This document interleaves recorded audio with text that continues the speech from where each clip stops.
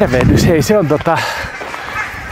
elokuun viimeinen päivä ja hei mulla on muuten ihan kun muuttolinnut lähtee, niin huomenna viimeinen päivä Otava oppimisen palveluissa. Syyskuun eka päivä, 7 vuotta hurahtanut ja nyt lähdetään uutta kohti. Aika sellainen, voisi sanoa niin kuin haikea, mutta toisaalta hyvin onnellinen fiilis tällä hetkellä.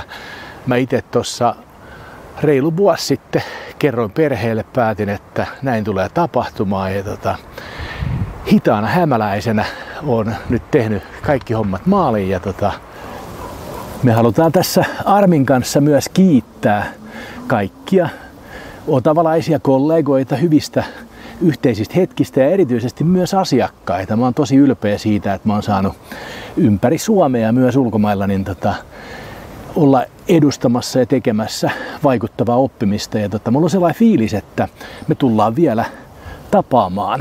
Mä oon vähän sellainen niin kuin yleensä Lahdesta pukkaa priimaa, niin en mä minnekään katsoa tästä maailmasta enkä myöskään markkinasta, mutta kyllä me ensi viikolla ainakin Arminkaan menettiin ottaa pari päivää easy. No mitäs sitten seuraavaksi? No jos ajattelee sitä, että tässä on tällainen reilu 50 harmaa pantteri ja vielä semmoinen 30 vuotta hyviä kilometrejä edessä työelämässä ja sitten alkaa vähän osa-aikaistaa, niin kaikkihan tässä ehtii tekemään, mutta se on ihan varma, että töitä tuun tekemään ja paljon.